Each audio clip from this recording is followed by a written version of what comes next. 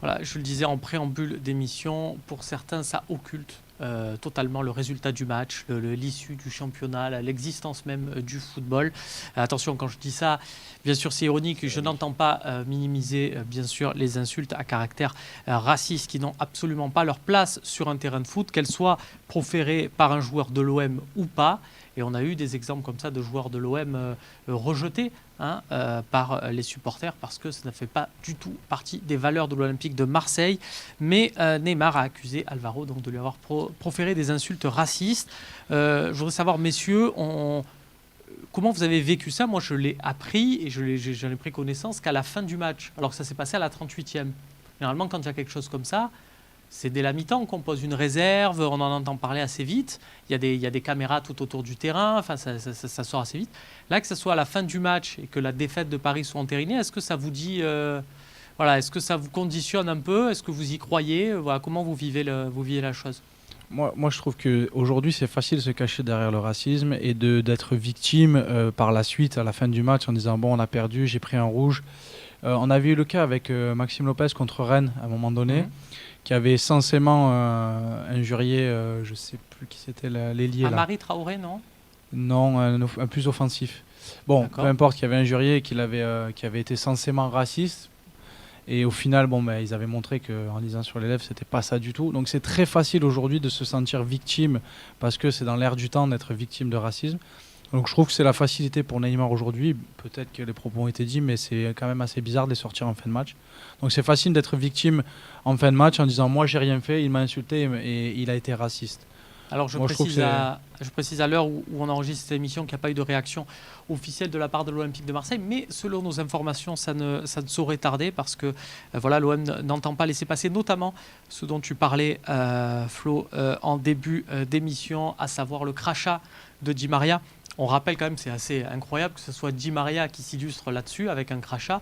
On parle d'un joueur qui était censé être absent pour cause de coronavirus, qui donc n'a pas respecté sa quatorzaine, enfin qui nous a expliqué qu'il a déclaré ses symptômes avant qu'il se présente. C'est quand même assez compliqué. Là, il peut avoir la volonté de transmettre le Covid-19 à un joueur adverse. C'est assez grave. À la base, quand il y a eu l'altercation entre Alvaro et Neymar, moi je pensais que ça venait par rapport au crachat. Donc de là, je pensais que Neymar prenait la défense de Di Maria. Alvaro, je ne comprenais pas ce qui se passait. Et pourtant, on voit bien sur les images que Di Maria crache. Je ne sais pas après s'il le touche en plein visage, mais on voit qu'il crache dans sa direction. Alors, sachez tous que on entend en fait maintenant sur la nouvelle chaîne de Mediapro Téléfoot, vous pouvez le lendemain écouter l'intégralité du match avec les sons régis et j'ai écouté l'extrait où on entend Pierre-Yves André, donc qui était l'homme de terrain pour Téléfoot, expliquer clairement à Grégoire Margoton et Big Lizarazu, qui eux étaient plus haut en commentateur, qu'il avait vu lui de ses yeux le crachat. Voilà, le crachat a bien eu lieu en direction d'Alvaro. Au niveau de l'insulte prononcée par Alvaro, je me suis entretenu avec un journaliste espagnol qui m'expliquait qu'il fallait être bien précis et bien regardé parce qu'à une syllabe près, Alvaro a pu vouloir dire une autre insanité. Bien sûr, il n'a pas fait un compliment à Neymar pour sa coiffure, mais à Di Maria, pardon. Mais ça pouvait être totalement différent et interprété d'une manière totalement différente. Arnaud, est-ce que si jamais c'est avéré, est-ce que tu fais partie de ces supporters de l'OM qui vont dire « Je ne veux plus voir Alvaro sous le maillot de l'Olympique de Marseille ». Qu'est-ce qui s'est avéré? Si l'insulte est du football. Je veux dire, juste avant, en fait, c'est parce qu'il y a un croc en jambe d'Alvaro sur Di Maria. C'est pour ça qu'ils se disputent censément. Ça fait partie du foot. Après, justement, c'est un sport aussi où il faut garder ses nerfs, il faut gérer son stress. Ils n'ont pas su le faire. Et c'est ce qui fait qu'aujourd'hui, ils ne sont pas encore vainqueurs de la Ligue des Champions, c'est qu'ils n'arrivent pas à gérer les moments importants. Donc, ils ont joué avec ça. Non, au contraire, ça fait partie du jeu et ça fait partie du fait de pouvoir gagner hier. Est-ce que, Florent Bénétry, je rappelle, donc, c'est live Instagram avec beaucoup de footballeurs. Il y en avait qui étaient passés par la Liga. Et je me souviens aussi, on en a beaucoup parlé. Je sais que tu regardes tous les championnats européens. Tu sais qu'en Espagne, la culture du football est quand même très poussée. Alvaro y a joué pendant 10 ans. On lit sur les lèvres. Alvaro en avait même été victime lors d'un échange avec Léo Messi. Il le sait. il ne va pas s'amuser à proférer ça, sachant derrière ce que ça peut avoir comme conséquence. Parce qu'on le rappelle, si c'est avéré, c'est très grave. C'est pas ça peut être très grave, c'est très grave. Ça peut aller jusqu'à un licenciement. Il ne se serait pas amusé à faire ça, sachant qu'il était filmé. Quand on vient d'un championnat espagnol, on le sait, ce genre de choses, non? Mais déjà, moi, ce que j'ai pas compris, c'est que habituellement, les joueurs parlent, vous savez, avec la main comme ça. Là. Et hier, c'était insulte totale, c'était la porte ouverte à toutes les fenêtres. Donc je pense qu'il n'est pas assez bête pour proférer des insultes, surtout qu'avec toutes les caméras, tous les micros. Je pense pas. Et sincèrement, puis, je pense on pas. le saurait déjà, en fait, non? Il a démenti un peu sur son compte Twitter. Je ne sais pas si vous avez vu la photo où il est en bas de l'avion, où il y a que J'ai vu une si je blague. peux dire des blagues, des Japonais, des Noirs, de tout ce que tu veux. Et lui, c'est le seul blanc au milieu. J'avais une blague là-dessus, j'avais l'impression, je l'avais vu passer, m'a fait beaucoup rire, qu'il y avait Valentin Roger qui voulait être sur la photo, on lui a dit pousse-toi. Parce qu'il était Tranquille, blanc, donc voilà. je pense qu'il voulait faire taire toutes les rumeurs de racisme. Après, je pense qu'il faudra lire sur ses lèvres. Je pense qu'il... Après, moi, je te parlais de l'insulte, les insultes envers Di Maria, que je trouve que ça peut être acceptable, c'est un jeu d'échange, c'est un jeu de duel. Non, je te parlais pas des insultes racistes. Oui, bien sûr. Après, j'avais compris, voilà, tu fais moi bien de j'étais sur le préciser. cas de Di Maria. Après, sur les insultes racistes, bien entendu que ça doit pas se dire. Mais bon, voilà, comme tu dis, je pense pas que ce soit aussi bête. Mais quand on voit Kurzawa frapper des gens en direct à 21h, je me dis, il y en a qui sont peut-être des fois qui pètent un peu les plombs en direct aussi. Et il a un petit casier, notre ami Kurzawa. Voilà. Il a un petit Non, mais je veux dire, passif. sur l'idée de dire, est-ce qu'ils auraient pas mis la main devant la bouche, je me dis, bon, hier, il y a eu tellement de bêtises qui se sont faites à l'issue du match. Ah mais pour moi, voilà, si on parle de Kurzawa, la plus grosse bêtise d'hier soir, ça a été Leonardo, qui dit tout simplement que si c'était un match de boxe, le PSG aurait gagné ce match. Donc, en tant que tu dirigeant, encourages.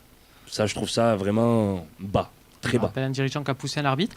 Voilà. Juste, messieurs, sur Alvaro, et je veux rester un peu là-dessus, est-ce que on a peur ou pas que ça fasse une Ravanelli? Je m'explique. Ravanelli avait obtenu, vous vous souvenez, un penalty au Parc des Princes pour l'Olympique de Marseille. C'était en 97.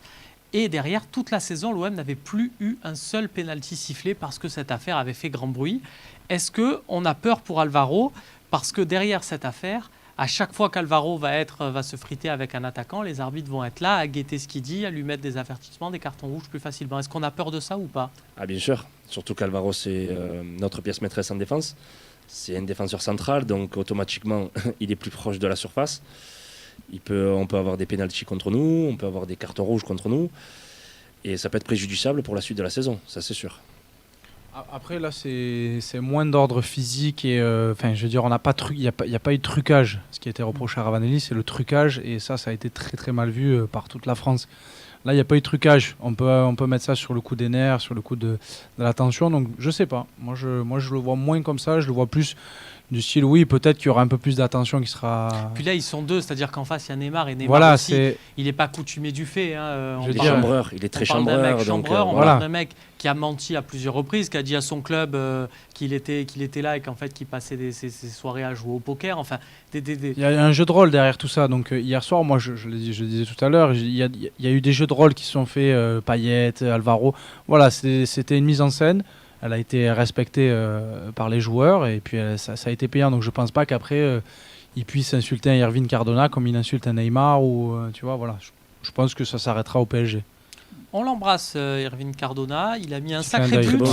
Très bon Il a joueur. mis un sacré J'ai but. pas cité au hasard. Ouais. Ne dis pas ça comme si c'était. L'année dernière, il a failli nous faire vulgaire, du mal l'année dernière. Hein. Exactement. Quatrième attaquant de Dijon ou je sais pas quoi. Mhm. Je sais pas vous, messieurs, mais je vous invite à aller voir son but là. C'est le genre d'attaquant, moi, si on peut aller le chercher l'année prochaine, voire peut-être en fin de mercato, on ne sait jamais. Hein, Entendu. je suis Sur absolument. un malentendu, ouais, bien sûr. Mais je pense Ça qu'il va faudra d'abord vendre avant d'acheter.